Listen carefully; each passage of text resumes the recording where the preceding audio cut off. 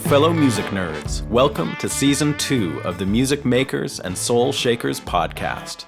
I am your host, Steve Dawson, coming to you from the Henhouse Studio here in Nashville, Tennessee. I'm a Canadian guitarist, songwriter, producer, and engineer, and I've been living and working here in Nashville for the last 4 years. A couple of years back, I decided to reach out to some of the amazing musicians, engineers, and producers I've met along the way to learn some of their more in-depth stories than what I'd been hearing elsewhere. So between March and August of this year, I'll be releasing a new conversation every Wednesday with someone who I feel has been involved with creating great recorded music. Feel free to reach out to me or leave comments at www.stevedawson.ca. And don't forget to subscribe to the podcast for free on iTunes. Now, let's get down to another episode of Music Makers and Soul Shakers.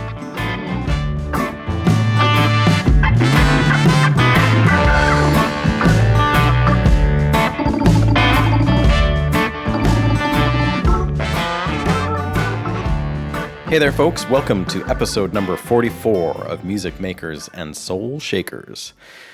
I'm so glad you could join me here today. I'm coming to you live from the Henhouse Studio in Nashville, Tennessee.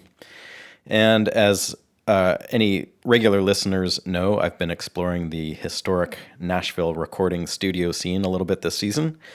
And this week, we're going to go deep down into one of the greatest contributors to that world and one of my favorite pedal steel players, and perhaps yours too, Mr. Lloyd Green. Lloyd's history is really an incredible one, and it was a great honor to have him here at the studio. He came in and spent a couple hours here, and I had to pinch myself a couple times sitting across from Lloyd Green. First off, I have some shows coming up that I would like to share with you. August is around the corner, and in August I will be heading up to Canada with a 4-piece band that includes myself and a bass player and a drummer from Vancouver. And Fats Kaplan will be joining me on the fiddle and mandolin and several other things possibly. We will be playing very soon, coming up at the Edmonton Folk Festival on the August 11 to 13 weekend, followed by a little show in Calgary at a place called the Speakeasy Garage. And then weekend after that, so the 18th to the 20th weekend, will be at the Bear Creek Festival in Grand Prairie, Alberta. So if you're in Western Canada or Alberta, come on out and say hi. Those are both fantastic festivals, and I am looking forward to playing them. You know, studio cats sometimes get a bad rap for being formulaic and playing the same crap over and over again, but really that's a bit of a modern misconception. Because back in the day, these players in Nashville were part of a scene that, yes, churned out song after song on a daily basis, but they had a deep love and sense of adventure on their instruments, and back in those early days, they weren't as confined and restrained as they are now. And Lloyd will be the first guy to tell you that the guys playing now are phenomenal players and musicians. We just don't really get to hear them outside of the confines of modern country music, which is a shame. But back in those days, those confinements and restraints that the players have on them now weren't really defined yet, and some of these guys were really able to cut loose, which is a great thing for us as listeners. Anyway, these days, the level of musicianship is mind-boggling, but you really don't get to hear them. But back in the day, man, on some of those early George Jones and Johnny Paycheck and Charley Pride records, these cats were really allowed to play, and they sure did, day after day after day. Lloyd Green came to Nashville in the early 60s, and he had some success playing with some country legends who weren't legends at the time, but now are to us, like Faron and George Jones. But early on in his career, he had some setbacks that caused him to quit playing completely for a couple of years, or a few years, I guess. But you really can't keep a player of Lloyd's caliber down forever, and by a series of circumstances that you'll hear some about today, Lloyd began session work again in the mid-60s and became really one of the most recorded players on Music Row. And to me, Lloyd sticks out for being kind of a really bluesy and soulful player, while at the same time pioneering certain things about the pedal steel that were blazing a trail for years to come. His innovations on the steel guitar are still standard issue today. His impact on modern music really is immense. In the late 60s, a session came up for Lloyd with a bunch of hippies from California, and they were called the Byrds. And that session would go on to pretty much define country rock and introduce Graham Parsons to the world as well. And that album, as many of you know, is the legendary Sweetheart of the Rodeo. Some of the tracks from that album would become total benchmarks in steel guitar, not to mention songwriting and singing. Songs like Hickory Wind, 100 Years From Now, and the kickoff track that has an unmistakable Lloyd Green lick off the top is You Ain't Going Nowhere, the Bob Dylan song. They're all classics and stand up today as some of the finest playing in popular music. But at the time, to Lloyd, it was a bit of a grind, I guess. These guys worked slowly, smoked a lot of dope, and took entire days to record a song, which was a far cry from his usual pace of 4 songs in a 3-hour session. Anyway, Lloyd was so generous and kind enough to come and sit down with me at the Henhouse and tell me about his history and a bit about his playing style and his instruments and some of his earliest and greatest sessions, the Sweetheart recordings, and what he's up to now. And it was a huge honor to have him here. I'd just like to take a sec to thank you all for listening to the show and joining me today. And as always, you can connect with me and the show at www.stevedawson.ca. You can make comments there. Also, please subscribe to the show on iTunes, and you can make comments there as well. That actually helps us out getting placed well in the iTunes world, which is handy for podcasts, as some of you know. And if you feel so inclined to contribute with a financial donation of any sort, that's really the one way that we have of keeping this show going. You can do that at the website, stevedawson.ca as well. Just go to the podcast page and hop on over there, and there's a donation button. You can make a donation of any sort. That would be greatly appreciated. And as I mentioned, please subscribe on iTunes and just share it wherever you can. I'd really appreciate that. And now I bring you my conversation with Lloyd Green. Well, thanks for doing this, man. I really appreciate it. Oh, you're welcome. It's an honor to have you here. Well, thank you very much, Steve. I'm a huge fan.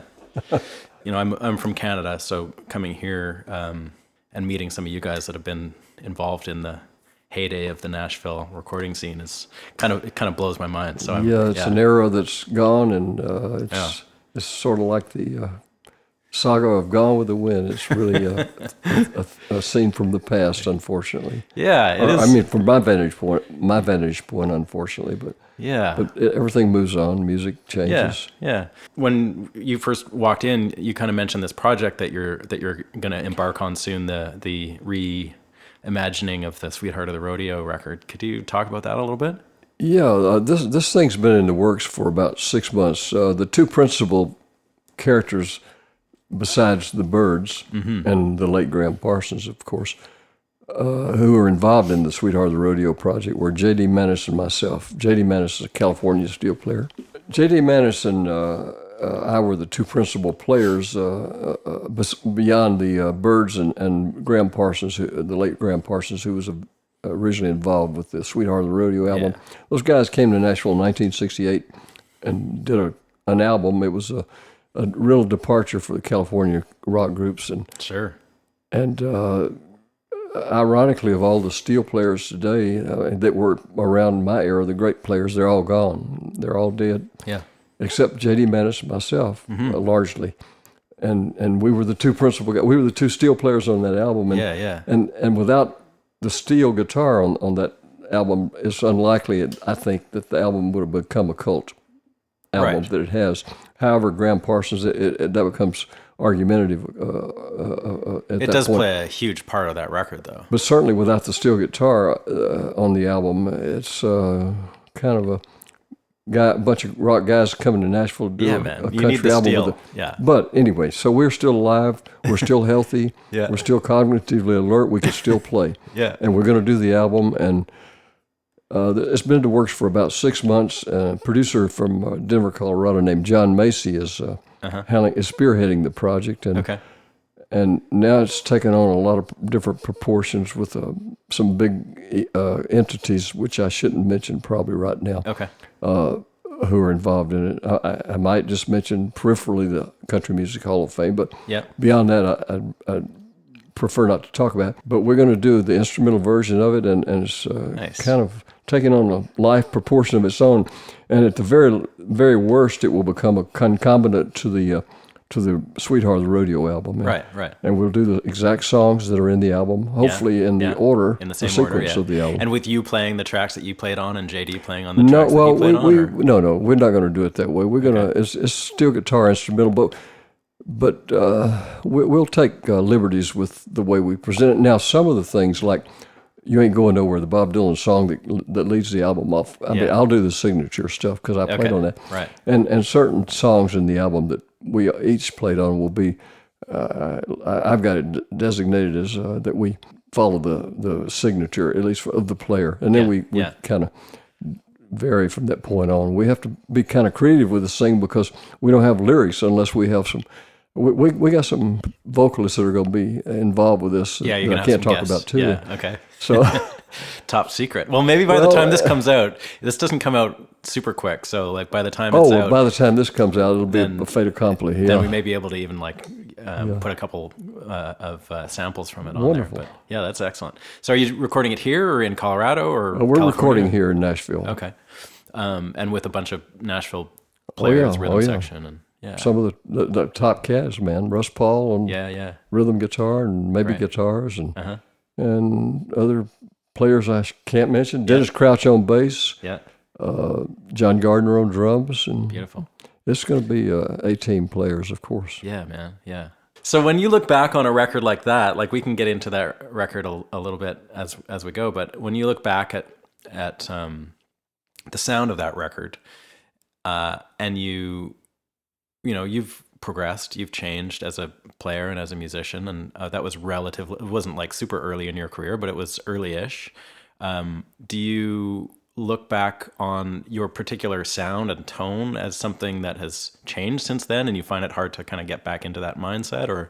Well, it would be hard to play that way again. That tone, yeah. I mean, I evolved as a player. I mean, I'm morphed into many players because not copying anybody else, but I recorded with so many artists, and I had a lot of different styles with various artists, and they were always with my signature. But to bottom line that about that album, I mean, my tone changed. It got away from that nasally, trebly sound that I was into in that era, and kind of evolved into a more mid-rangey, more pleasant sound. Maybe it's product of aging. I don't know. It just sounds better to my ears. But certainly I don't sound to be the same player I did in 1968. Right. And I'd been doing sessions 4 years at the time we recorded that album, and even in 1964 when I started doing sessions, I was in my early 20s. So it was. I mean, there was a huge difference in the way I played in those 4 years. I was really evolving at a rapid pace. Yeah, you were progressing quickly. And all this stuff was new. I wasn't. It was a wide open Wild West. Right. And they didn't want me to play like anybody but myself. So I had free reign. I had all these ideas, man. So it was the greatest period for the steel guitar, I think, ever in the 60s and early through the mid-70s in Nashville. It's when the explosion of country music and the Nashville sound became dominant on the world stage. Yeah, totally. And the steel guitar was at its never greater. It's never been better. It was at the top of the mountain musically at that time. Yeah. So could we, let's talk about a little bit where you come from. I know you were born in Mississippi, right? That's correct. I was. And did you start playing when you lived there, or you also moved to? Were you in Mobile, Alabama? Is that where you moved to? We moved to Mobile when I was 4 years old. My dad was working in the war effort there, and so when I was 7 years old, I started playing a Hawaiian guitar, and when I was 10 years old, I was playing professionally. So the Hawaiian thing, I've heard a lot of people in those days, kind of getting into that via like in Canada, we had Sears catalogs that had Hawaiian guitars, and they'd even come to your door and offer lessons and things like that. Was that something that, how did you get into Hawaiian guitar? That was exactly, and I don't know who started the routine, but it was the Oahu course in the United States, OAHU. Yeah, sure. And it was the same thing. They came around soliciting for students. Really? And they didn't take students as young as me, but for some reason the guy let me do it, and I had a photographic memory, so I could play everything he played. Oh, cool. Back, and he thought he didn't understand this, and so he they signed me up, and I quickly became their prize student that they showed off, Really? around the South and in Biloxi, Mississippi, where another big class of a couple of hundred students were, and then they made photographs when I was 10 years old that they used as an advertising. I've seen thing. that. I've seen that picture. Yeah. There are two of them. There's two. Actually. Okay. But that's the way they did it, and I don't know Yeah. if Sears copied them or they copied Sears, but it doesn't matter in the long range. But they all operated on the same, probably on the same modus operandi. I think. So you had you would have bought an Oahu, like a 6-string Oahu loud. Well, not initially. They furnished one. I mean, they furnished an acoustic 6-string. Oh, acoustic. Okay. Yeah. Oh, yeah. There were. You had to if you had an electric one, you had to buy it. Okay. Now you could do that. Now, obviously, I didn't get one initially. Yeah. So they furnished one, and you'd have to pay $1.50 for each lesson during the week. And that included the guitar. The like use, a rental. the loan of the guitar, right. yes. Okay. So I bought my first electric guitar, high-wiring guitar, which was a Rickenbacker from the company, from the music teacher. Uh-huh. She had them on display where we took the lessons, downtown Mobile. Of course, very crafty. And I remember I paid $95 for my my Rickenbacker steel, and that's actually quite a bit back in those days, right? In the 1940s, yes. Yeah, wow. And $105 for my Wahoo amp. Nice. And that was what I was working in the bars and clubs with soon in Mobile. Okay. And so that was a 6-string. That was 6-string, yes. Okay. And tuned like a C6 kind of 6-string version? I had 3 tunings. I had like an A6 with the G on top, high G on top, as far as you can go with, with 6 strings. And then I could tune it to E major, open, or C minor. Okay, right. So I had a minor tuning and the A and the E tuning. And in the lessons when they were teaching you Hawaiian stuff, was it like from a book or something? Or they were professional. They were pop songs of the era by major artists, and the teacher would play the song, and you'd have it. Well, yeah, I memorized it immediately, so I didn't have to do any studying. I was way ahead of the curve on this stuff, and so you took to it pretty naturally, like the whole I did idea indeed. of the lap steel. It seemed it was natural. It was just one of those serendipitous events that gentleman came by and did that lesson for me, because I'd shown no musical inclinations prior to that. So you mentioned that you were playing professionally by the age of 10. What kind of bands were you playing with? Like, it's pretty primitive. Yeah, I bet. Steve. The first band I worked, really wasn't a band; it was a duo. It was a gentleman from the Philippines named Emmanuel Bates, Bates. Okay. And he played rhythm guitar. Yeah. And he had a harmonica on a rack around his neck, so he played harmonica as he played rhythm guitar, and he sang. So he was a kind of a one-man band, and I was the other musician. Awesome. Are there any recordings of that? I did some early recordings when I was 10 or 11 years old, and I don't think they exist anymore. They were on 78. Oh yeah, the old 78 RPMs. I was singing too. Really? Before my voice changed, I could sing, but steel players can't sing. So was that something that you played locally around Mobile with him? I played in the bars and clubs, and I was getting better and better. What kind of tunes? Was it like country tunes? Yeah, it became from that early. I don't remember what we were doing. Just pop songs with Emmanuel Bates, but then my next band was a regular band, like 5 or 6 pieces of country music. Okay. Or hillbilly music, probably called in those days. Like comparable to Western swing at that time. Yeah, okay. Whatever the country music or hillbilly music was of the late 1940s. That's what we were playing. All the hit songs of the era. So what years would this have been? It sounds like I'm 190 years old. 1947 until 19. Well, I left for college when I was 17. So, Okay.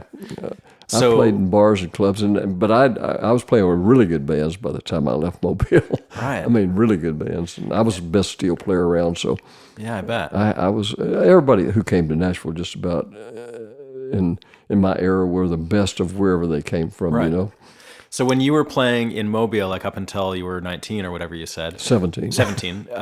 Was that all still on the 6-string Rickenbacker? Oh no! I had evolved at age 14 to a double neck Fender. Oh, okay. With pedals? No, I made my own pedals. Bud Nice. Isaacs. There was a guy named Bud Isaacs who cut slowly with Webb Pierce in 1953, and that was the first modern country pedal steel guitar. Right. And everybody who could play it in that era, mostly everybody, we were stopped in our tracks, and By that immediately song. everybody where in the United States, wherever they were, Yeah. they heard that record, Yeah. and they wanted to know what was happening. Something fundamentally changed. Right. And it took me about 3 hours to figure it out. Yeah. Because I went to the radio station, and they would let me go in the back room with the record and listen. And once I figured it out, then I had a guy make me a homemade pedal on it. How did you was very figure out? primitive. Like, had you seen a picture? Like, how did you figure out that? I just knew that there knew was something a was going pitch on. actuation change was occurring. Right. So it just deductively, you had to be pulling strings some way.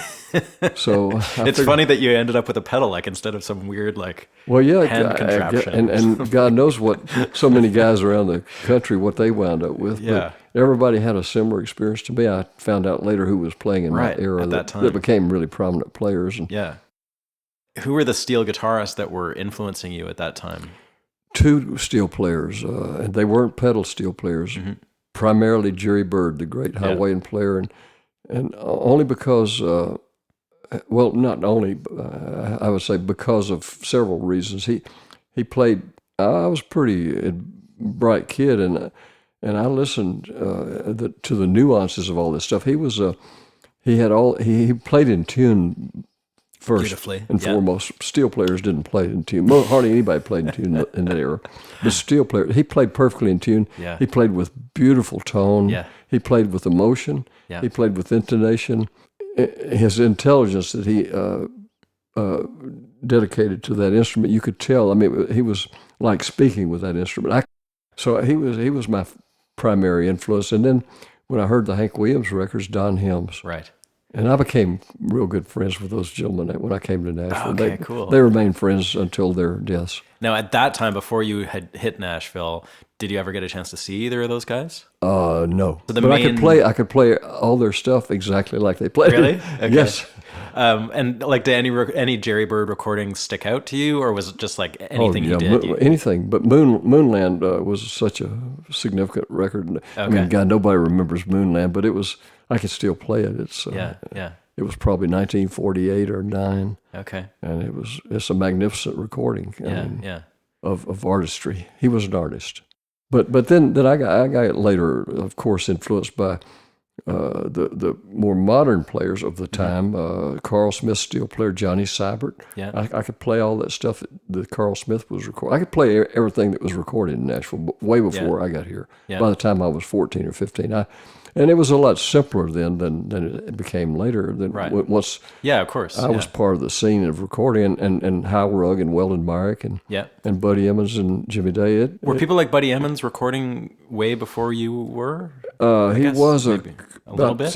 He was here about. I think he got here, arrived in Nashville in about early 1955, if I'm not mistaken, or maybe middle 55. Yeah, maybe 1956. He was here probably a year and a half before I got here. Okay. So he was recording. Yeah. Of course, Jimmy Day was the first really modern good player who. That I. Would you have heard Jimmy Day through Willie Nelson or somebody else? No, through Ray Price. Oh, through Ray Price. Okay, right. Crazy Arms. Right. Which another friend of mine, a great player and great guy, an original player, a stylist, Ralph Mooney played steel. Right. I mean, wrote that song, by the way. Okay. wrote Crazy Army. Oh, he did, eh? Yes. He actually wrote the song. He actually, Wow. well, he co-wrote it, but Yeah. I always say he wrote it, so I don't know. The co-writer was a woman. I don't know what Okay. connection. I never met her, but Yeah. Wow. Yeah, he wrote it. But certainly Jimmy Day was the first modern stylist with pedals who had played with artistry that I really listened to. And had you had a chance to see him as well, or not at all? Like I did. I saw him, and we became friends long before I came to Nashville. Okay, so he would have been through like playing in Mobile or something. And he used to come out to the clubs I played in. And I played with some of the Opry acts too. When I was 15, 16, I started working with Opry acts that came to Mobile without bands. And they would pick up bands? Yeah. Okay. And is that how you hooked up with Faron Young? No, that's another story. You sure you want to hear this? I want to hear that story, yeah. I was on a scholarship to Southern Mississippi, an academic scholarship. For what? What were you taking?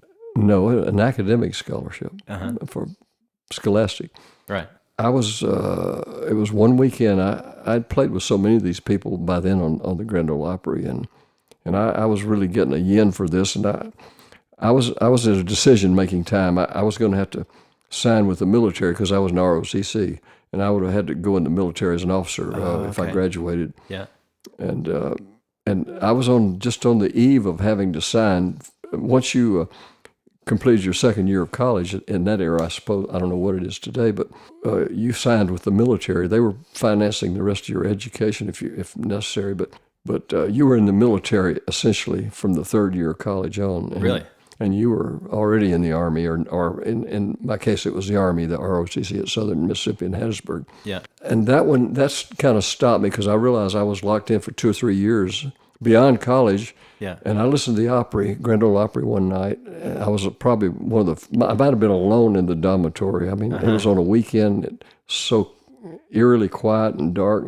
And I just turned my little radio on and listened to Grand Ole Opry. And I said, I could play as good as those people. I'm going to Nashville. Yeah. And it was just a spontaneous decision. Yeah. And I was in Nashville the next week. My parents thought I was insane, of course. Really? You can't do this. Did you actually quit university and stuff? I quit everything. Really? I left. Yeah. And I was going to go back. I had plans to come back. Okay. To go back and finish my education because I was interested in psychology. I was interested in geology, anthropology, everything. But I didn't foresee getting married. Okay. So my late wife, we met just shortly after I got here, and we were married until her death. Oh, wow. Last year. Wow. The day I got here, I knew where to go. It was a place in East Nashville called Mom Up Churches at 620 Boscoville Street. Okay. And that's where every major singer and musician that ever came through Nashville in the 1950s lived at that place at one time or another. It was like a boarding house or something? It was a boarding house. Okay. And she had, I think, 8 or 9 rooms. Oh, wow. And it was $5 a week. I mean, Yeah. Perfect. And I knew where to go. I'd been told where to go by Okay. the last band, a 9-piece Western swing band I was working in Mobile, a guy named Curtis Gordon, who was on RCA and Mercury Records, both during that era. And so I went there, and they had a jam session going on with musicians every afternoon. All the musicians, they'd gather in the living room and have a jam session. And here Jimmy Day lived there, and Howard White, he was a steel player, a non-pedal player who played with Hank Snow, and Ferlin Husky and Howard Shaw Hawkins and those people of the era. They were all living there? They were all living there. Red Stewart with Pee Wee King. And, Yeah. But Jimmy Day became my roommate, by the way. Really? Until 6 months later when Dot, my late wife, Dot, and I got married. But Howard White, the wonderful, he remained my friend until his death. I obviously got in the jam session. I wanted to hear me play, and so they kind of. That's a good opportunity actually for a newcomer, right? Man, yeah, I just walked in town. It was there's Ferlin Husky living December next door. 26th, 1956. Yeah, and he after the jam session, he said, "Come here, boy." He called me boy. He was about 8 or 9 years older, I guess. In its mid-20s. He said, "Have you got a job?" I said, "No." He said, "You realize you're going to starve in this town?" And he said, "There's a lot of good players here. Everybody's good." I said, "Well, I know that, but I am too." And he said, "I know, but," he said, if you hadn't got a job, you need a job." He said, "You want to work with Faron Young?" I said, "Yeah." Did you know who Faron Young was? Oh, of course. I knew all his records. Okay. I knew everybody's records. But you hadn't played with him before or met No, him? I never met Faron. He called Faron on the phone. Really? Faron had lived at that boarding house for a short period of time, too, earlier in his career. So he just happened to be needing a steel player, and I got the job. That's really? Yeah. Well, he took me on consignment, sort of. Right. He said, I've got a 7-day tour coming up if I like you playing. He was pretty profane guy. Faron was I had a year and a half of real education with him on the road. But I later started recording all his records in the mid-1960s from then on. But he said, if I like you playing, I'll tell you after the first night. If I don't, then there was a string of expletives, and you're on your own. And But you stuck around. You made it. After the first night, he said, well, you got the job. Yeah. He said, you got to have a guitar though, because that piece of expletive that he said that you're playing is an embarrassment. He referred to himself in the third person. That piece of shit you're playing is an embarrassment to the great Faron Young. Oh, awesome. He said, you can't be seen on stage with. I said, well, I can't afford a steel. Yeah. And he had a triple neck Bigsby steel guitar that he had bought for the previous steel player, the first steel player ever in the Faron Young Country Deputy Band. Yeah. That was called in his era.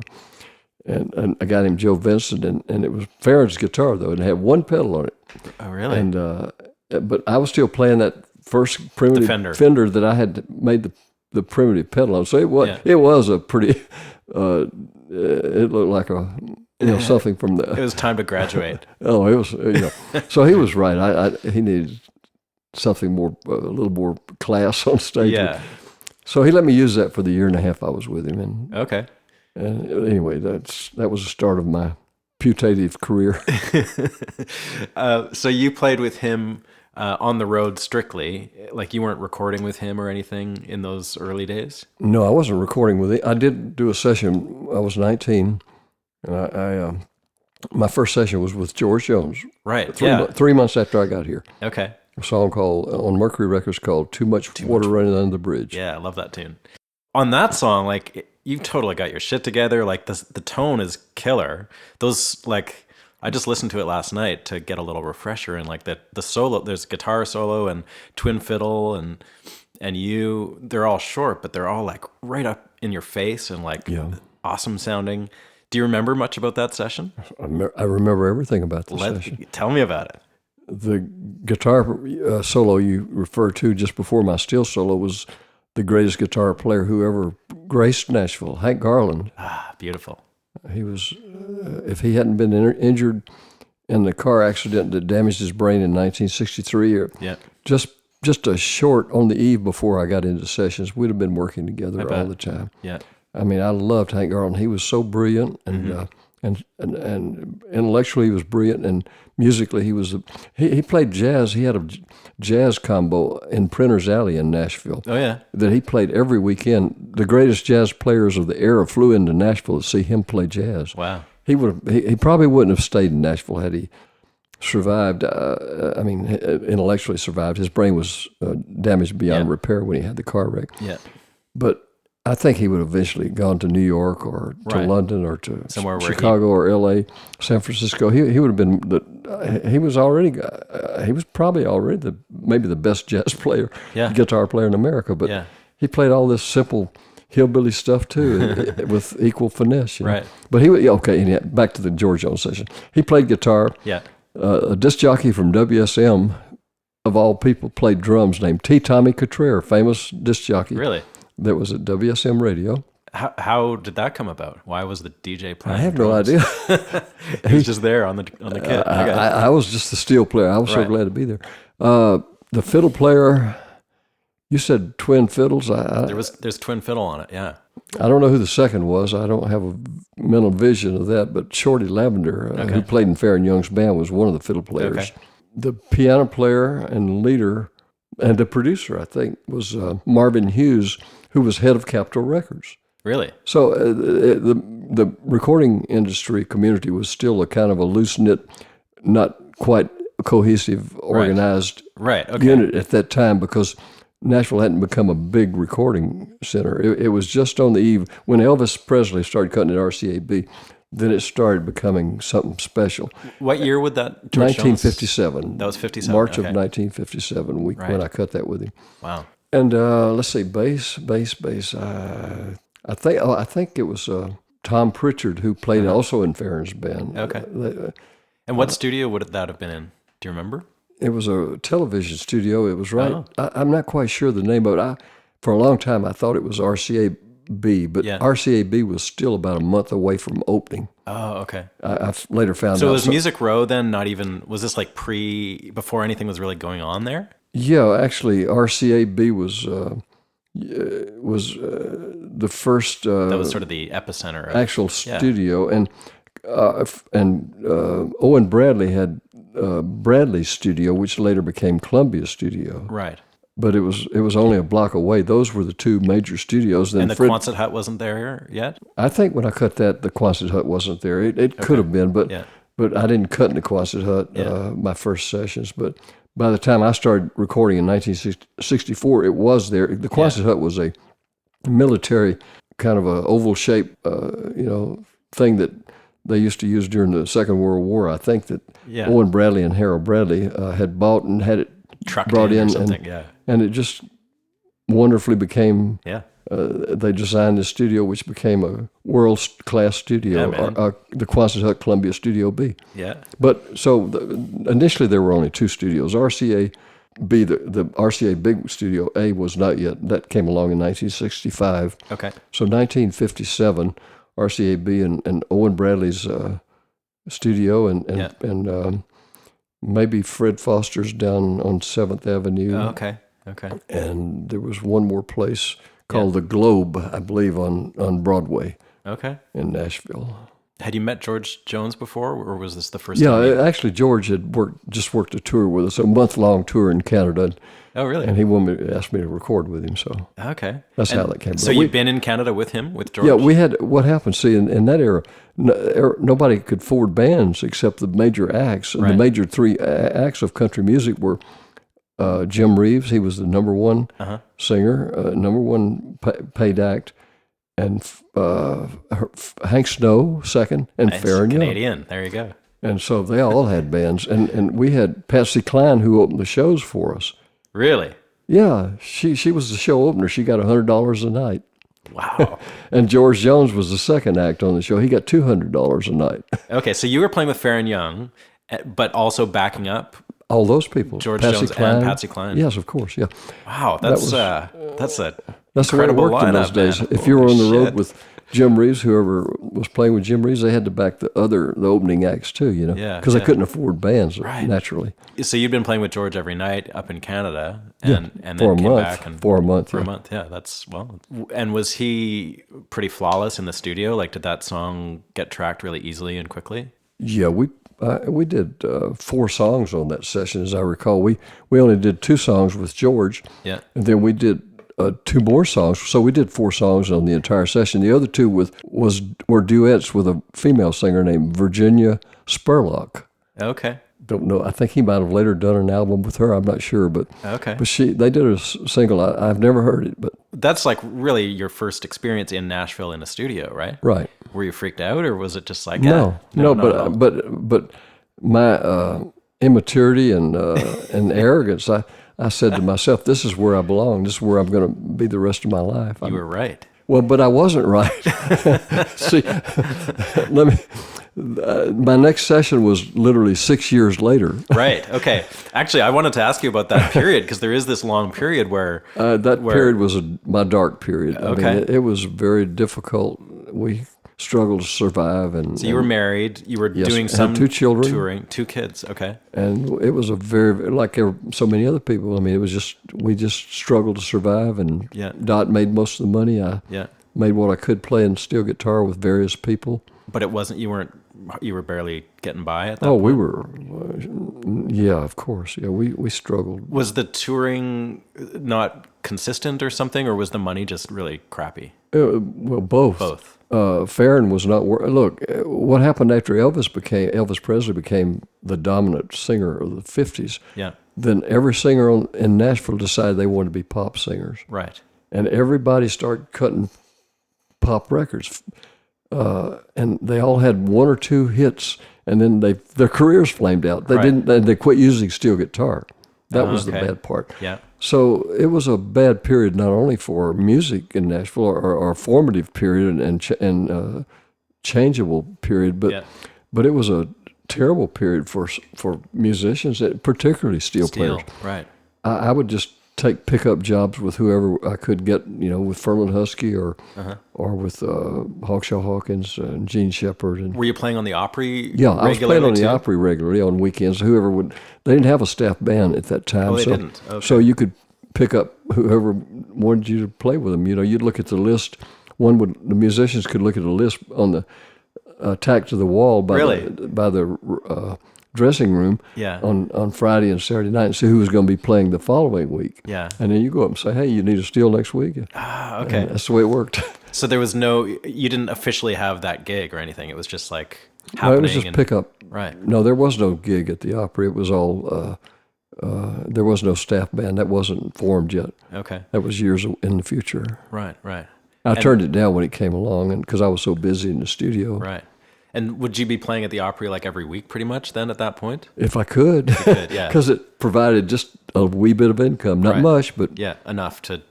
That period happens, and what signaled the end of that, like from going from making a couple recordings back in the day and then having this period that things were not happening, and then what happened where all of a sudden you're working 400 sessions a year? It gets a little kind of surreal and spacey at this point because I quit playing for 2 years. Did you really? I was so disillusioned.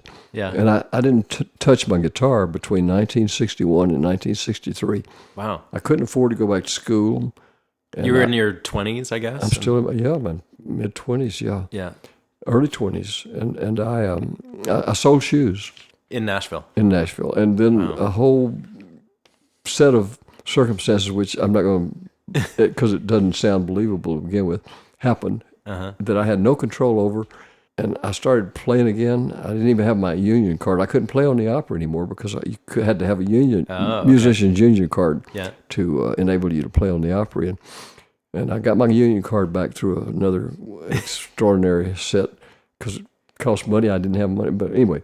You got it. Once I got to playing again, within a year after I had not played for 2 years, I didn't even have a modern setup. I still had a primitive setup with only two pedals on my steel. What steel did you have at this point? I had a little Rickenbacker double neck that Shot Jackson had put two pedals on that only made a simple primitive E to A change. So I was already 6 years behind the curve of all the steel players in Nashville. They had 6 or 7 pedals, and they had a lot more changes. And all I had were the ideas, and I couldn't execute them because I didn't have the equipment. And anyway, Shot Jackson, another series of events, fixed me that the guitar you heard on, no, not on the George Jones, that was the triple neck, the Bigsby of Faron Young's. The guitar I had 9 months before I started, literally 9 months before I started recording sessions, was my first real guitar, modern guitar, where I could play the ideas I had in my head, and I was equal to everybody else as far as the setup. So I was at least on this level ground with all the steel players. And what was that instrument? What was that guitar? It was a double neck Bigsby that Shot made into a Showbud. Oh, okay. So was Showbud, did it exist? Yes, but, it did, okay. He knew I needed a guitar. Yeah. So he rigged you up one out of an old Bigsby. He took this Bigsby and made it into a Showbud for me. Nice. That's cool. what I used for the first 9 months I was recording sessions. So that's an E9 and C6 neck, like a regular pedal steel. And how many pedals did it have? I had 6 pedals on the floor, and I had 2 knee levers. Okay. And that was pretty much standard in those days. The other 2 knee levers did not yet exist. Came later. And then additional pedals, knee levers that guys added. But the E to F, that was far in the future. I invented that one, in 1968. That thanks, didn't man. exist till I cut DIVORCE with Tammy Wynette, and it became a big record. And that all the steel players, that became as part of the tuning now, of course. That 9 months after I got this guitar, I was on Music Row. I was working for CSAC as a executive. Oh, yeah, right. It's bizarre. That is weird. The late Roy Drusky was head of the office, and he opened the first CSAC office in Nashville, which was one of the 3 licensing agencies. You have BMI, ASCAP, and CSAC. Yeah. And they had their first office. He was the first head of the Nashville office. I was his first assistant. Okay. And that's just because you needed a job, like you needed a day job. He needed an assistant. Okay. And I was wanting to get out of the shoe store. And I was working on the Opry with him some. So okay. There were other people applying for it, but he hired me finally. He was such an indecisive man. He was such a beautiful man, but he couldn't make decisions. It was like to drove me crazy until he finally hired me. And they didn't realize that they were going to finance my career as a musician, CSAC.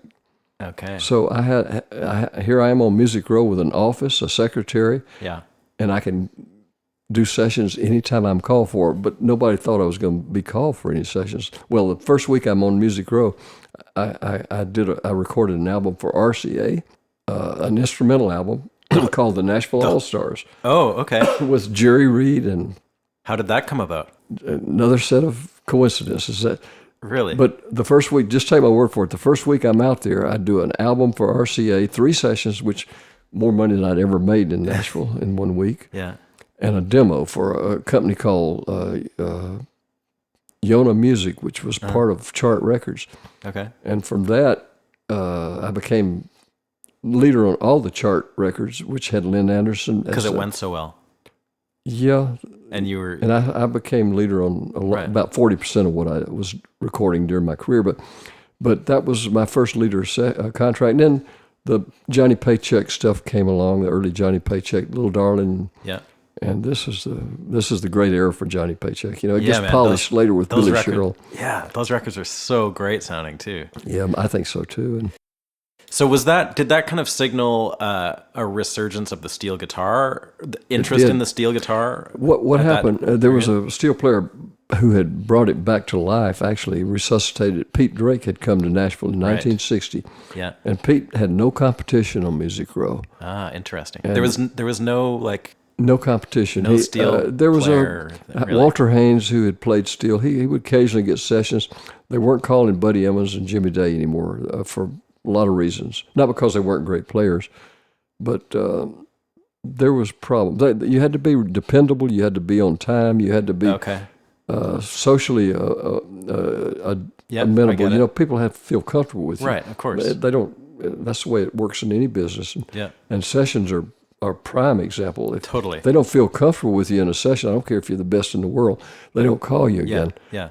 And the irony is that nobody tells you; they just don't call you. Right. So that's the only way you know they don't like me. Yeah, well, that's a good way to gauge it, right? Yeah, and so they weren't using the best 2 steel players in Nashville on sessions. They had. And were they notoriously difficult or something? Jimmy Day and Buddy Emmons? No, I shouldn't. They had burned the candle at both ends. I'll just say that. Yeah. You know, Pete Drake showed up on time. He had a smile on his face. He was he helped him out. You know, he played a mean steel.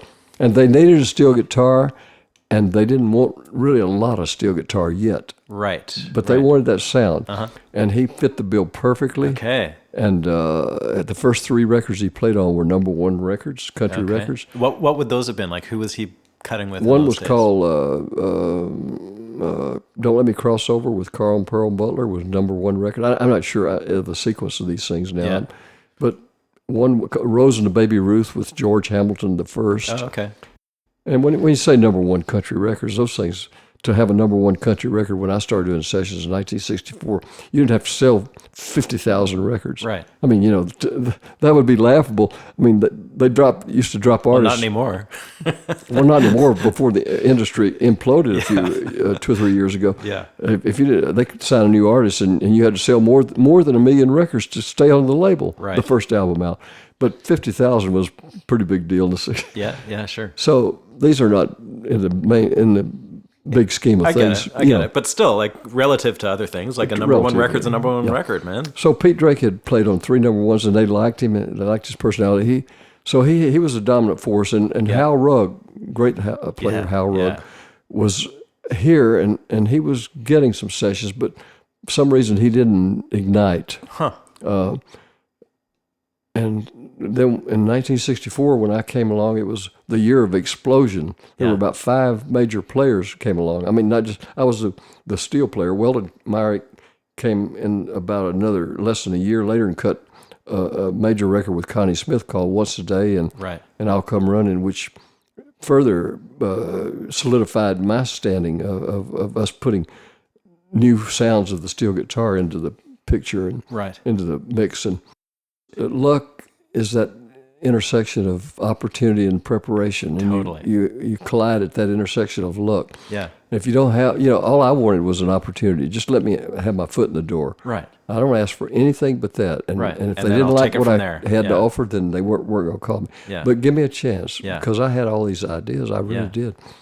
And so that all those elements collided at that one intersection, and I made the most of it. I knew once I got my foot in the door, man, they'd have to drag me out screaming. I was never going to leave sessions because that was what I dreamed of 6 or 7 years earlier. Right. When you started that string of, it basically went for your entire career, but at that point, what were some of the big records that you were playing on early on in 64, 65? What were the... Well, the first major record I played on that I was on a number 1 record or 2 before this, but they were the steel guitar was, you wouldn't know there's a steel guitar and Girl on the Billboard with Del Reeves, but I played on that. Okay. That was my first number 1 record. Okay. I played a little gimmicky sound to cover up a expletive that they couldn't have on the radio at that time with distortion on my steel. It was like a backward, that kind of. So that was my contribution, but it was my first number 1 record.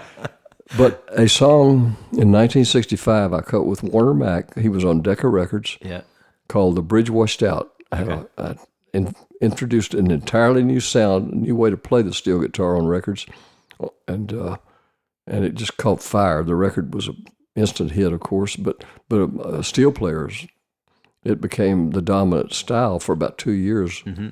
And Weldon Myrick, who was coming on strong too as a session player, and Hal Rugg, both adopted the style, but among the 3 of us, within 2 years, it was dead. I mean, the style, but the muted style that you heard. What are the hallmarks of that? When you talk about that particular, it's a muted style of playing the notes. This was something that you were working on, developing on your own, kind of. And nobody had done this on records, not in a really inventive style where the steel was a significant part. And, right. And the steel was that record besides Warner Mack. I mean, it was essentially the steel guitar and Warner Mack, but Grady Martin, who was the top session leader in the world, and all the 18 players were on that session. I was the only new guy on the block, and so they noticed. They noticed too, and Grady started calling me on a lot of sessions. And I was part of the team after that. Right. What do you remember about working with Grady Martin? Aside from him being an incredible guitar player? Oh, he was the best teacher in the world. He was the most important, in my opinion, session player ever in Nashville. He was the cohesion. He was the cement that made this all work among the triumvirate of the 3 major producers who were the initial factors in country music becoming the modern entity. And the 3 producers were Owen Bradley, Chet Atkins, and Paul Cohen, who had given Owen Bradley his job. Right. So that was Cap Records, Decca Records, and RCA Records. Without Grady Martin, this falls apart because he kept it all together. He was a guy who, personally, you mean? Oh yeah, and I mean his personality was so dominant. Beyond his playing, he controlled the sessions, but in a good fashion. He wasn't. He could be pretty hard nosed if he wanted to be. If he'd tell you what he thought, and he was a big bruiser of a guy. So was he kind of? He was intimidating. Was he kind of producing these sessions, even if he wasn't? He actually producer? was. Now that you mentioned it, I'll tell you for that sure. That sounds like producing to me. I'll tell you for certain, all the Columbia records, I started doing a lot of Columbia sessions. He was leader on he didn't play unless he was leader. Right. So you couldn't book him as a sideman. He had to be leader. Yeah. And there were two co-producers of all the Columbia sessions at that time, 2 guys named Don Law and Frank Jones. Uh-huh. They were the top producers of Columbia records. in Nashville. Yeah. And my memory is very clear. After every take of every major singer we were recording, they came out and they would say to Grady, "What do you think, Grady?" They didn't produce. They depended on it. He was doing the producing, yes. Yeah. And he held all this unit together. He held the musicians their loyalty, and he was a really good player. Yeah. He had good ideas, and he was unselfish. I mean, when a new guy like myself came along, he would insist that I play. Right. Was he older than you? Oh yeah, Grady was. Oh yeah, he was like already substantially in his older than you. 40s, late 30s, early 40s. He was the patriarch, but he was a intimidating character. I mean, physically too. Yeah. So we not only respected him as a musician and leader, but if he got angry with you, man, you better be careful. He could hurt you. What would make him angry? What would you have to do? Ignorance, or not paying attention. Oh, okay. Not doing your job on the session, being on the telephone when it's time to cut the record. Right. Just the things that you shouldn't. Just common sense things you shouldn't do. And he hated you trying to copy somebody else. He would go ballistic. I don't call you for that. I call you for your ideas. If you can't play them, get the hell out, and I'll hire somebody else. Right. He was unflinching, and there was no compromise about musical integrity. Yeah. And for that reason, he was always, and so he was my best teacher. Nice. I didn't adopt his tactics, but don't ask for any compliments from him, because he didn't give compliments. Okay. He was just getting hired is the compliment. That was the ultimate compliment. Yeah. Right. He told me one day on a session, there was a singer on Columbia Records named Tommy Collins, great songwriter, great singer, and he I don't know the song, but I was doing the intro, and I kind of blew the intro for a couple of times, and Grady put his guitar down and got up, and here are all the top players in Nashville on this session. He very loudly said, "Lloyd, if I wanted Jimmy Day or Buddy Emmons, I'd call them." He said, "I called you for your ideas. You got 1,000 ideas floating around your head if you just relax and play them." And that's all he said, Ben. But that is good advice. It was. I wanted to. I was so humiliated, but embarrassed too. And I never again. That was 1965, and I never ever tried to play like anybody again. That's a great lesson. It was the best lesson. Nobody could have given me a better lesson than that. Because had he not said that, and if I hadn't have followed my own muse about my own ideas, then chances are I wouldn't have become the top player on steel guitar on sessions, and chances are my career might have, anything you can form any kind of scenario, but it might have not gone anywhere, and I might have just disappeared from the scene in a year or two. Right. I don't know. Could you tell me, around that era, you started working constantly, like you were basically working as much as you wanted, right? Or like every day that you could possibly be in the studio? Not only every day, 3 and 4 sessions a day. Yeah. Were you hopping between studios all the time too? Right. With your gear, you'd have to Right. We didn't have cartage. You carried your own. Yeah. Everybody did. They wouldn't have amps at the studio for you? You'd have to bring your own amp? I'd always carried my amp because they didn't have the kind of speakers that steel players like JBL speakers. Yeah. And I had my own amp. And so were you using that double neck Gibson at this, or the Bigsby, I mean, at that point? I only used it for the first 9 months, and then Shot Jackson. By then I'd become an entity as a steel player. I mean, so it was to their advantage to have me as one of their so you were a signatories. So I mean, showbud. They furnished everything. They gave me everything from then on. And you were playing a full double neck showbud. Yeah, he made my first real double neck showbud in November of 1965. Yeah. And were you playing much C6 anymore at that point, or I was doing a good bit of C6. Yes, you actually. were? Okay. Yeah. Relative to this E9th, I was still playing a minimal amount, but enough to keep me interested in the C6. Yeah. My experience with the C6 was on recording sessions. They didn't like that tuning. The producers didn't, and the musicians didn't. Because it sounded only dated steel or players. Something? Only steel players, is that right? The musicians and Grady particularly, man, that's that old-timey tuning. Yeah. What he's talking about were the 6th and 7th notes of those chords. Yeah. And they didn't like it. They thought it was hokey. They thought it was ancient, old, and they wanted this modern dated. Sound. Right? They wanted the modern sound, the E9th. Yeah. What year was it when you asked Showbud to build you that single neck guitar in a double neck frame? That was, I asked him to take the C6 neck off of my guitar in 1972. I had a Showbud Baldwin, actually. Yeah. And that's when I'd made the decision. I want to keep the width of the double neck guitar because of the comfort. Right. And I thought, well, let's see, if I do this, and I need something to rest my arm on, maybe I can get them to put some sort of cushion on it for me. Yeah. So I went to shop with the idea, and he was horrified. He said, "Oh man, we'll ruin this. You'll ruin that guitar." He said, "I'll build you whatever you want. What do you want? Single neck, double neck, triple neck? I'll build you anything." Were they building any singles at the time? Oh yeah, sure. They were. Okay. They built whatever anybody wanted. They were the biggest company, steel guitar manufacturer in the world in the '60s. Yeah. And then Emmons Company came along. They were the two dominant ones until MSA started building guitars. But his idea was, hey, you ruin the guitar. I mean, if you want a single neck, he just couldn't conceive of a guitar with a pad on it yet. See, that was that was about a year in the future. And the worker who disassembled the C6 neck for me and had the parts, put them in a clear plastic bag, and he told the guy, he said, "Put those in that closet over there because Lloyd will be back in 3 days to have it put back on." And I never did, of course. I wonder if you could just give me a bit of a picture of, you're doing all these sessions like one after the other and running between studios.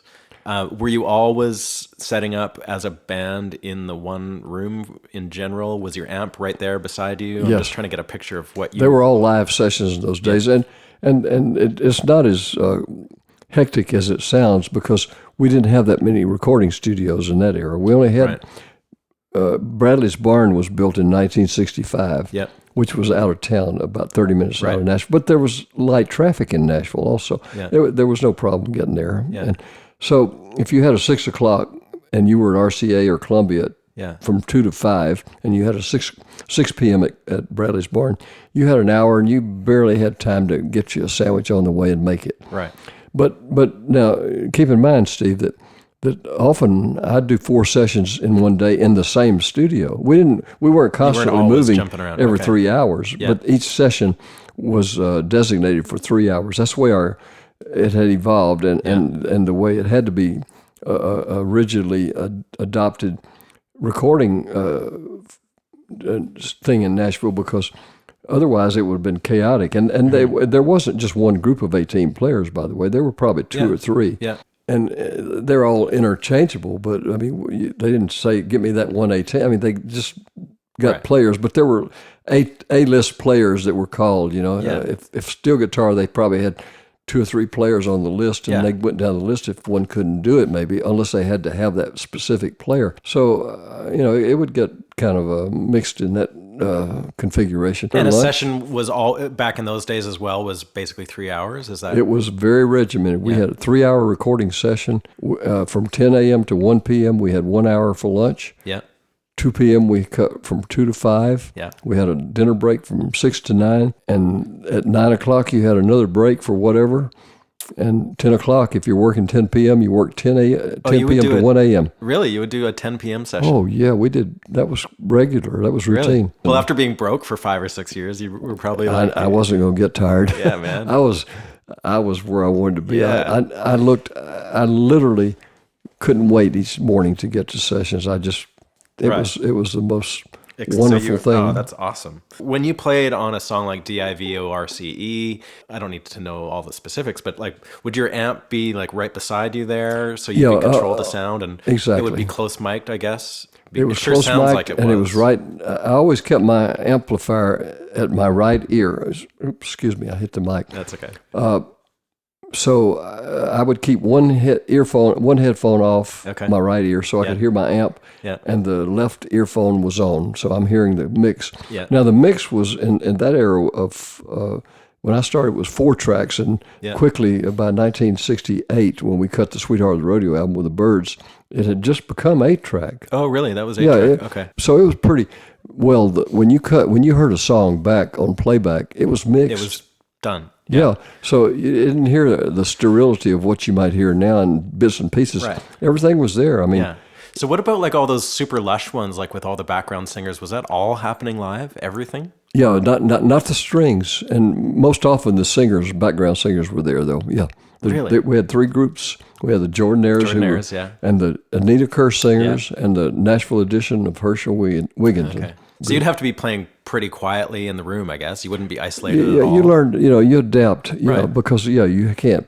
You learn. That's part of your fundamental training in the studio. If you don't, you better learn those qualities real quick. You don't overplay fundamentally. Yep. First thing you learn is to underplay.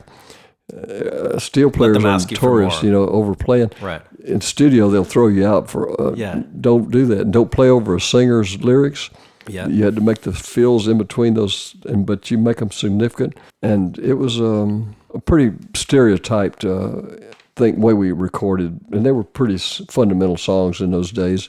They hadn't got too complex mostly yet. When you're doing those kind of sessions, like say that Tammy Wynette song, that's got such a signature sound and tone and break and all that kind of stuff. Well, now everything has its own explanation. That particular session, I was only called because Pete Drake, he was the normal player on her sessions. I did record probably 28 songs total of her career, but Pete Drake's on most of the big records. Right. That particular song, I had this new pedal, Anita F. Change, that nobody had ever heard and used, and I just had it on my guitar for about 2 days. Yeah.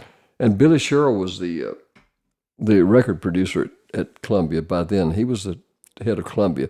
He was the one producing all those great George Jones, Tammy Wynette songs, Charlie Rich. Yeah.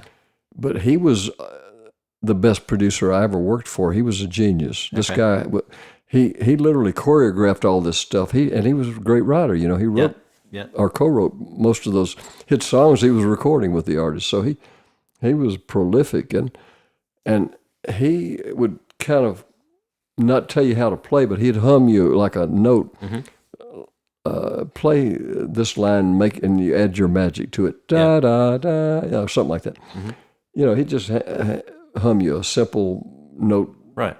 Yeah. A little 4 or 5 note pattern. Yeah. That's the way I want you to start it, and you make it special, make it come alive. They might be a little too polished and cosmopolitan, for a lot of people, because it'd gotten away from the kind of rough-hewn, edgy stuff we were doing with Johnny Paycheck on Little Darling. But on the Tammy Wynette thing, he heard me doodling around with this. I was sliding around with this, trying to get the intonation, because it becomes complicated with that pedal. So for non-steel players, it's a knee lever. It raised or this was a pedal for you, or a knee lever? It was a knee lever. Okay, and it raises one string or 2 strings by 1 semitone. And it becomes a totally different chord, and that's what I'd been looking for all my whole life. And it just the light bulb turned on one day, and I said, I know how to do this. And so you went to Showbud and said, "Can you get me a lever?" Put me this on, and cool. And they did, and it worked. Yeah. And so he hears me. Billy Sherrill heard me doodling around, and it just so happened that it was coincidentally on the Tammy Wynette session I'd been called for, because Pete Drake was already booked somewhere else. Yeah. And it just so happened to be the song D-I-V-O-R-C-E. Yeah. And he said, "What is that you're playing?" I said, "Well, it's a new thing because he hadn't heard that sound." Right. He said, "Well, that's our intro." He said, "Play a da-da-da-da-da, but do it with that sound, whatever you're doing." So he gave me the notes, the first 4 or 5 notes. Yeah. And he had the guitar player, Jerry Kennedy, with a kind of a tremolo guitar playing the line before me, da da da da da da, and then the slide comes in with that new sound. Yeah. I don't think he liked steel guitar. He liked Pete Drake, because Pete kept it just 4 or 5 little licks that he could put those licks. Billy could use those as flourishments and embellishments for his songs. Yeah.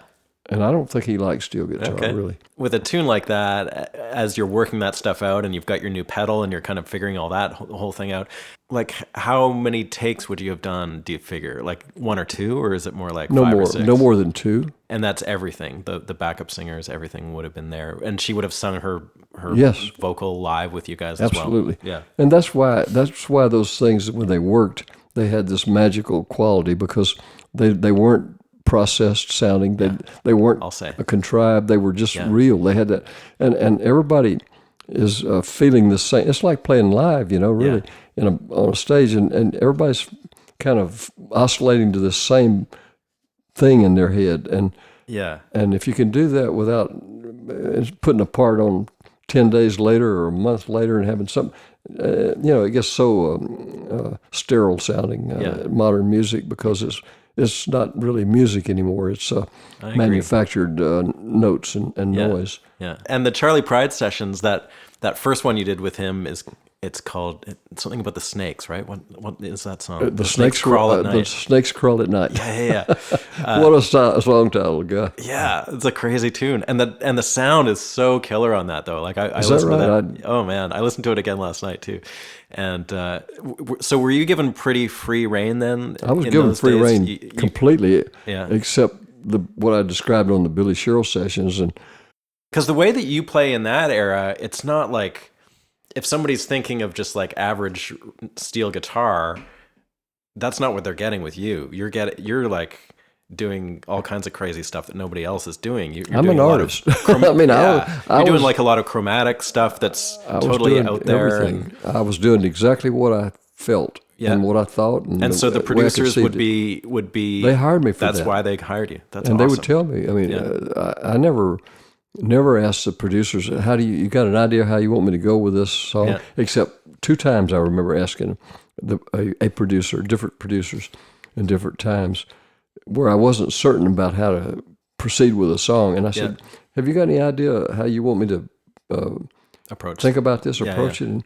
And both times I got said, no, that's what we hire you for, your ideas. A lot of help you are, today, if you said, hey, I got an idea, they'd say, keep it, Really? Just make it sound like a steel guitar. Don't be creative. I've been told that in modern times. Oh, my God. Since I came back to Don't sessions. Give me any of that Lloyd Green shit. That's right. It's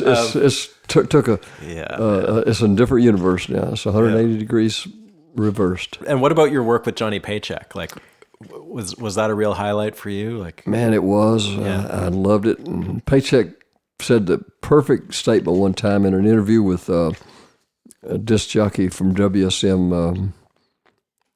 He's a announcer on the Opry. I can't remember his name right now. Mm-hmm. He's a major figure today.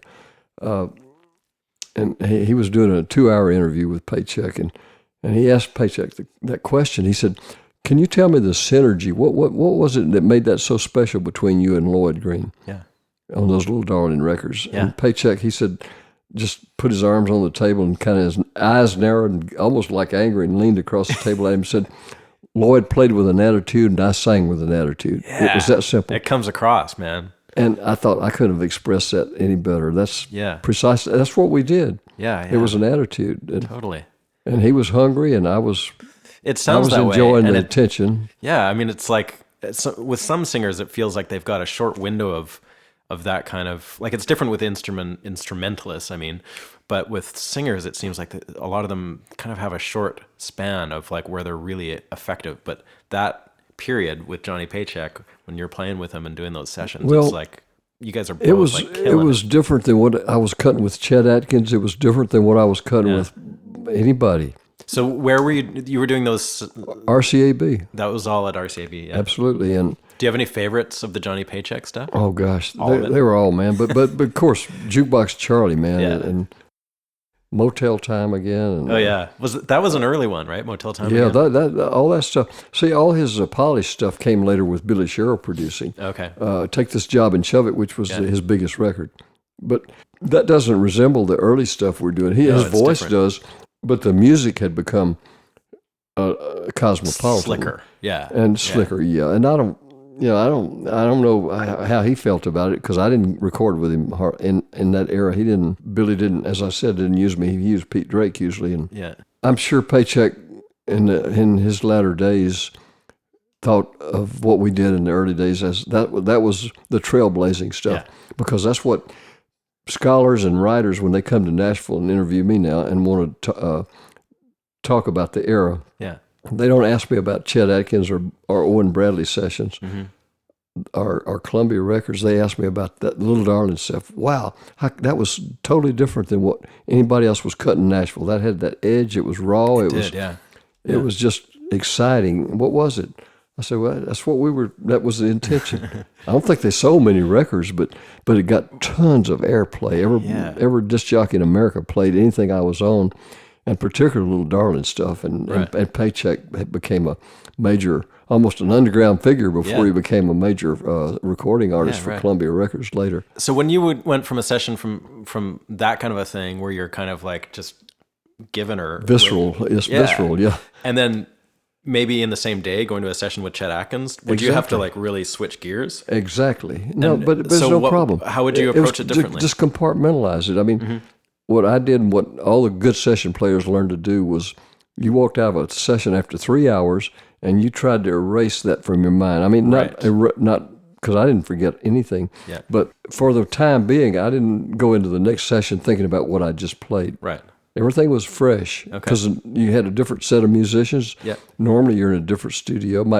Could be the same studio, but always the musicians were going to change. The musicians we used in the Little Darling sessions were not the same. I never worked with that configuration of musicians on any other sessions. Was the experience of working with Chet Atkins as a producer, was that like a positive one as well? Like he was a nice guy, and he was a great guitar player, but it was boring. Really?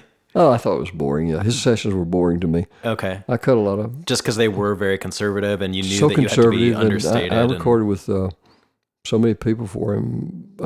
Dolly Parton, Porter Wagner. Well, actually, Bill Ferguson produced those. But for Chet, I recorded with Hank Snow. And his name is on everything just about, even though he's not the producer. But the sessions I did for him, I didn't feel were very exciting. Not compared to a lot of the other stuff, because he was not going to... You weren't going to cut loose on a Chet Atkins session. No, he didn't. He wouldn't say no, I think, but it was just his attitude was, he was more sophisticated, you know? Yeah. You just felt like you don't want to get too crazy with him, because if you listen to his playing, it's comfortable, great player, but it's comfortable playing. It's not adventurous. I mean, it is in a way, but it's in a all very extremely controlled, worked conservative. out, right? He's not going out on a limb like you did on a lot of those sessions, those other sessions. Yeah. So I mean, I'm not being disparaging. I mean, Chet Atkins was Chet Atkins. I mean, gosh. And he would cut his sessions totally live as well. Like it wouldn't be any different. Most of them, yeah. By the time 8-track came along, they had more overdubbing flexibility because then you had some tracks to work with that you could do overdubs. But largely, man, it was the way of the era. Everybody, you cut live and you had to do it right, because they would splice some of the tapes, but if you overdub something, everybody's live, and there was leakage into the microphones, and you'd have these ghosts coming through, so you had to really be on your toes and try to do it correctly. Yeah. Would it ever happen where you really felt like you could have done a better solo, but they were just like, no, that's it, man. We're gonna move on. And I'm not sure that I was correct either. Sometimes I was, but still, they when I said, "Man, let me have one more. I got it just a little better." And I've had them say, "No, man, this is. Are you kidding? This is it." Yeah. And sometimes they let me, but if they did let you, does that mean that the whole band would have to go again? No, they weren't going to do that. If they were sold on the track, right? They liked the track. Then that had to feel or whatever they wanted. Then they would let you sometimes overdub your solo or fills or something, and then the engineer would splice the tape because it was analog tape, right? And if necessary, they would splice the tape and put that segment in to try to get rid of some of the ghosts. I don't know how they did it, but right. I mean, you probably know better than I do as an engineer. But so the session for just jumping from there to the Sweetheart of the Rodeo session, which is one of the probably the biggest record that you're known for whatever reason. I don't know if that's really ironic.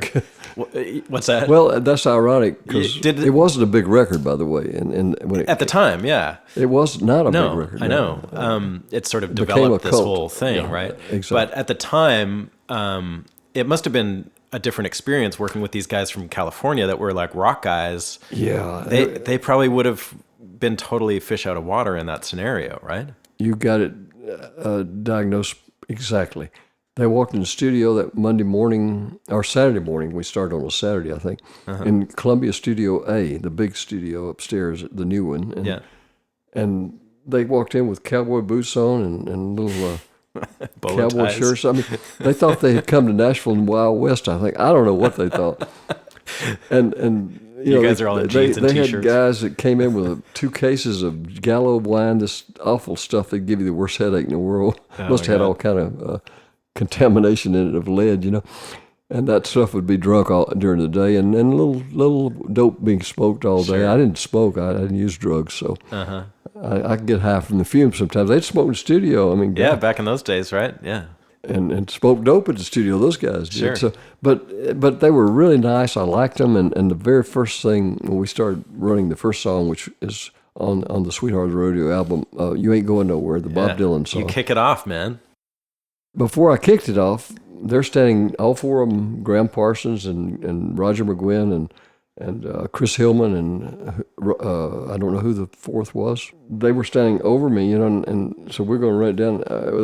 We listened to the Dylan record, I guess. Oh yeah, they had the acetates, right? Like, because that was an unpublished Dylan tune, I think. Oh, then I don't remember exactly. Yeah, they must have had some sort of reference. Or they could have just ran it by themselves. I'm sure they already knew it. So my memory is not accurate on this segment. But when we got ready to run it down with the band, because they'd run it down and we did a quick chord chart, number system we used, mathematical system. And I said, well, where do you want me to fill? And they said in unison, everywhere. I said, hey, my kind of guys, turn it on.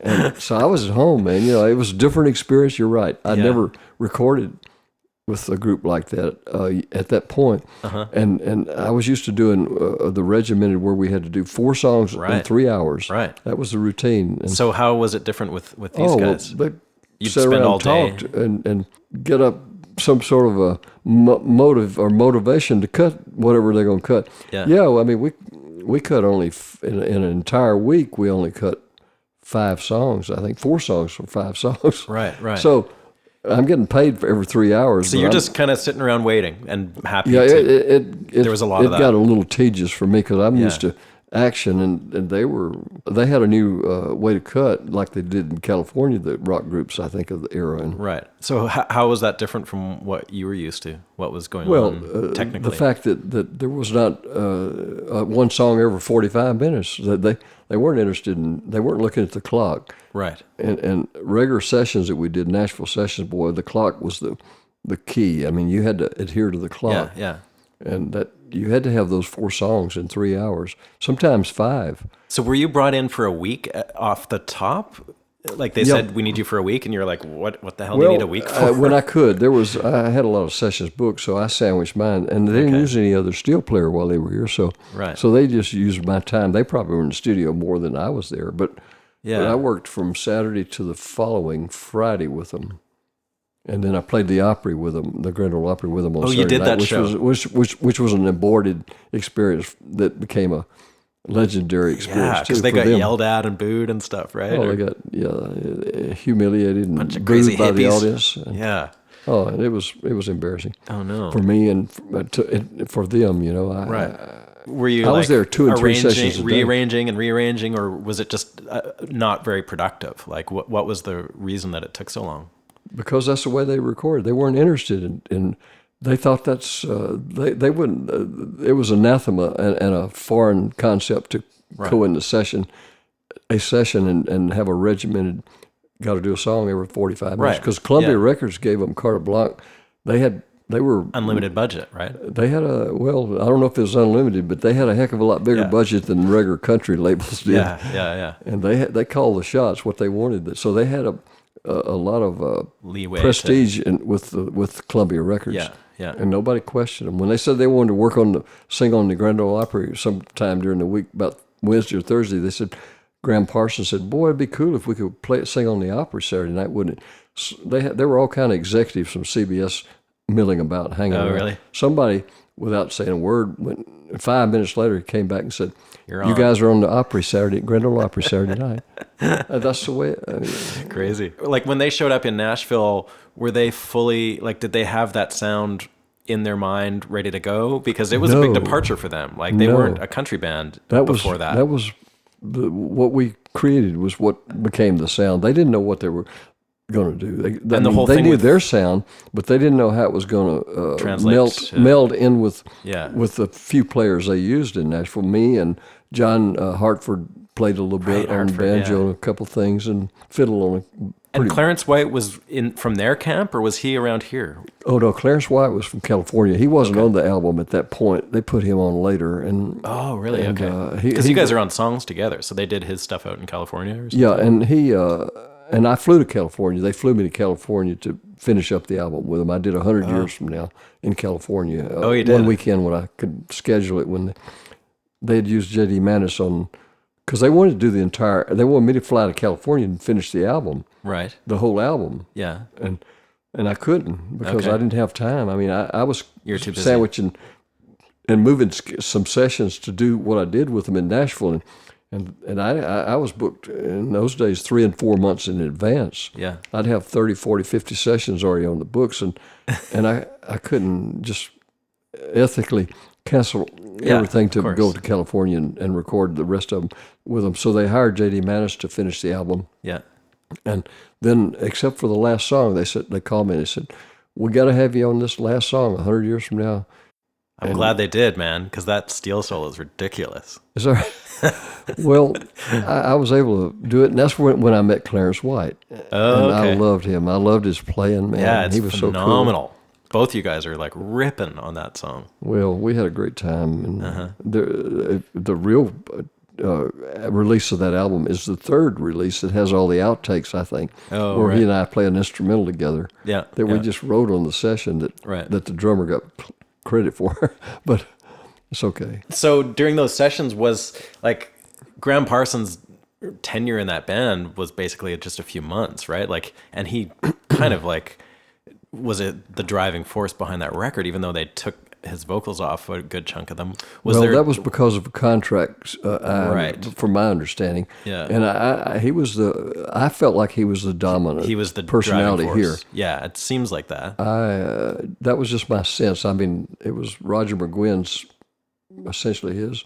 I don't know what role Chris Hillman had at that point, but maybe it was all. I mean, I don't really know, except that it seemed like decisions were being made about things, and Graham seemed to be at At the helm of all that kind of stuff. that was my impression. Was there tension in the band at that point? Because he didn't last. No. Like, oh, okay. Oh, So they were no, just having a ball. everybody's having a ball. Everybody's smoking a little dope, Yeah, except sure. A me, little and cherry drinking apple, that right? bad Gallo wine. I did drink a little Gallo wine a couple of times and got awful headache. Oh, no. I said, That'll I teach think- you. I think I'll pass on this stuff.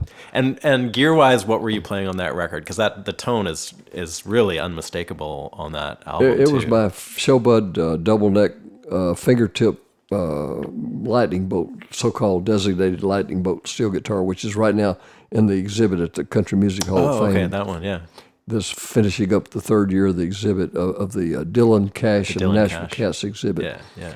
And my amp was a Fender Deluxe Oh, really? with a 12-inch JBL speaker. Okay. That was it. Wow. Yeah, because it's kind of crunchy, so it It's- sounds a it's little crunchier than raw. a twin. What's that? It's raw and Yeah, man. trebly and edgy, you know. Yeah, and you weren't using any effect pedals or anything like that. I had no effects pedals. Right. I didn't know what they were. There's no fuzz or anything on that record at all. There's nothing. I like don't that. know. It's not from me. Not from you. I didn't have any fuzz. I didn't have any devices to use. I just had a steel guitar and an amplifier and Yeah, a volume man. control. And when that whole session was going down, did it feel like anything other than just another session for you? Yes. It did. It certainly was unique. I knew there was something very unusual happening, but Yeah. I couldn't. Nobody can foresee that this is going to become Yeah. still talked about and listened to 50 years later. Yeah. You know, but I just knew it was unlike anything I'd been involved in. I didn't particularly think it was good because the musicianship was not to the level. I mean of precision stuff that I was used to working with Right. in studios, but they still had their own style and sound. Had a vibe. Because Yeah. they were the fundamental group, you know. Yeah, I mean, yeah. they're the ones who play on and sing on all that stuff. And Chris Hillman's playing bass, and Yeah. Roger's probably playing rhythm, and Yeah. and whatever else they did. And But when you did like Hickory Wind, you must have that's a real classic tune and such a great performance from Graham too. That Yeah. Like you must have felt like something was going Oh on. yeah, I love that. Of course, it's a great melody, good melody for steel guitar. Yeah, no kidding. And but I didn't know who Graham Parsons was. He was to me just a hippie kid, a hippie cat that I knew and never heard of. Yeah, I mean, I didn't know anything about that culture, right? Because I'd never been to L.A. to record yet. Yeah, till I went out and recorded with them. Yeah. And I wasn't listening to that kind of music. Not that I was averse to it. I just didn't have time. I was focused on everything I was doing. You're a busy guy. I was a busy guy, and man. my loss that I didn't know. I mean, of course, he wasn't. I guess he wasn't that big a deal. Maybe he was around L.A., but only, I don't think he was. I think he was like. I don't think he was a big deal. After his death, he became a legendary, bigger than life figure. The strangeness of what happened to his body in the desert, Could you tell me what else you're up to these days, aside from, I know you're doing that Sweetheart of the Rodeo revamp kind of thing, but what else takes up your time these days? Well, I still do a few sessions. I mean, when I get called, I mean, look, I'm not the hip guy on the block anymore. Russ Paul is probably the top session player, not only in Nashville, in the world right now. He plays steel guitar. He's a friend of mine. He's T-Bone Burnett's key guy. He's Dan Orbach's key guy. I mean, these are major figures in the world of music. Yeah. And he and Dennis Crouch are like inseparable. I mean, they're on all that stuff together. They are. So I'm the kind of the guy on the outside looking, with his nose pressed to the glass looking in. But that's okay. I had a good career. I don't need the money. I don't need the ego stroking anymore, and I'm proud of my career. But I do a few sessions, and when people call me normally now, they know what I do, and it's more of an album, a kind of a boutique or a vanity album or Americana stuff. Right. Yeah. So I do enough work to keep. Do you have any plans to do like a full-on Lloyd Green record at some point again? I've been asked to do it so much, but actually Tommy White, the great steel player, my favorite steel player on the planet, and I are going to do an instrumental album sometime this summer, hopefully after the Sweetheart of the Rodeo album is finished with JD and myself. Yeah. But I'm playing some live gigs around town too. We played a live performance recently at the Family Tommy? Wash. No. Russ Paul set it up. And he had me and Billy Sanford, the guitar player who was my key guy. I mean, that we worked so much stuff and ideas together in the 60s and 70s. He was the leader on all the Billy Sherrill stuff, by the way. And he was on all the Johnny Paycheck, Little Darling stuff, too. I had him on those. But we did a five-piece section of me and Russ Paul, Dennis Crouch, and Jerry Rowe, drummer. He's just, they say, the first call session drummer in Nashville today. And Billy Sanford and me, and I told Russ Paul, I started getting calls. I didn't tell anybody I was going to do it. It's my first live performance in 7 years. Really? And I said, and it doesn't happen if I don't do it, by the way. So as it turned out, Dan Orbach wrote 3 country songs and sang for us on the show. And they couldn't say that he was going to be there. It would have been mobs. When was this? About a month ago. And no way. I called Russ and I said, I've already heard from steel players in 4 different states that heard about this. I said, how many does this place seat? He said, about 100, maybe 150. Yeah. I said, it's not going to be big enough. Yeah. He said, just relax now, Lloyd. Just play still. Don't worry about it. They never had a crowd that big. It was overflowing. I bet. And they were packed in like sardines, and they were lined up out back. And are you going to do that again? We're going to do it at the Station Inn. When? I don't know. It's going to be in the next 3 or 4 weeks. Really? And what will it be billed as? Like, how do I find out? It's called Rusty. He called it Rusty and the Nashville Cavalcade. That's how it was billed before that. So I think that's I am all over it. Okay.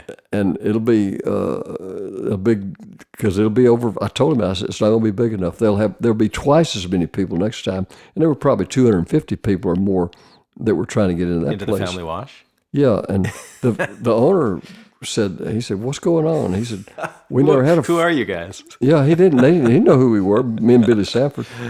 And he said, I never heard of you guys. And he said, we've never had a full house. And so they sold a lot of food that night and alcohol, I guess. But yeah, man. I'm going to play there the 26th of this month, actually, with Peter Cooper. He was the top writer until he left the Tennessee. And well, I've done some albums with him, but no, this is a different thing. He's going to read a vignette from his book that has me in this vignette where we're rehearsing this song that we did 7 years ago in the station, and I played with him and his band that night. He told me while we were rehearsing, Mike Aldridge, the great late dobro player, was on the album with us, at least playing that night. Yeah. Said Mike was standing over me, and when I would play some of those slants and things while we were rehearsing the song, Mike would stop me, because Mike played steel too. Yeah. He was a good steel player. I know. But he was my first hero as a dobro player before I ever heard Jerry Douglas and Rob Ickes, and he was the best. I played dobro on all the Don Williams records, so that captured my attention when I heard Mike Aldridge. But he's standing over me as we're rehearsing the song, and he's going to play on it, but he's paying attention to what I'm doing on steel. And he stopped me, Peter said, wait a minute, how'd you do that? And it would be some of those slaps. I'd show him, he said, oh, that's cool. I hadn't seen that before. Okay. And we start again and do something. I said, whoa, stop. What? I never heard that before. What is that? Everything. And so I told him the second time, and Peter said he just looked at me.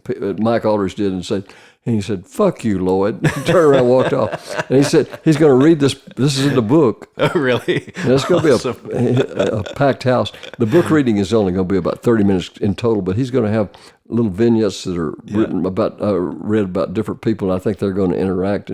Cool. And as he says the expletive that Mike said, that's in his book, then the drummer counts it off, and I do the intro to Wine. Oh, my God. That's awesome. Thanks so much, man. I appreciate you coming here so much and talking to me about this stuff Steve, today. I enjoyed it. I know we probably touched on only a brief thing. Scratching the surface, man, but it was I knew it was going to get wordy like this. That's good. That's what it's all about. I don't mean to do it, but I can't. No, that's why I do this. I just want to hear people talking about their thing. Well, great. And we'll do it again if you want to go a little further. I mean, part two. And next time, maybe you just let me hush and let you ask specific questions. No, I like keeping it open and conversational and just going where it leads. That's kind of the idea. This was a special event for me too, because I didn't know you were a steel player before today. I'm a steel player. So I'm glad to meet a brother in spirit and an instrument. Well, it's a thrill for me to meet you, because you're a hero of mine, and thank you very much. Many of my generation that grew up listening to steel and country. I'm having a ball of my life right now. Right on. Well, thanks, Lloyd. Thank you, Steve. All right. Thanks for listening, everybody. That guy's done some things. Hey, Lloyd Green. What an honor to have him here. I hope you enjoyed that. It was just amazing to have him here and get a chance to pick his brain about stuff. Thanks so much for listening, and tune in for another episode of Music Makers and Soul Shakers right here next week. See you then.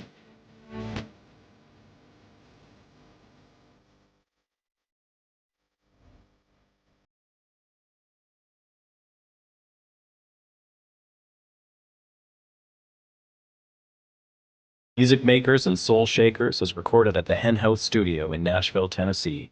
Please visit us online at www.stevedawson.ca. Thanks always to Jeremy Holmes in Vancouver for his help with research, and to Michael Blusack for editing, music placement, and mixing.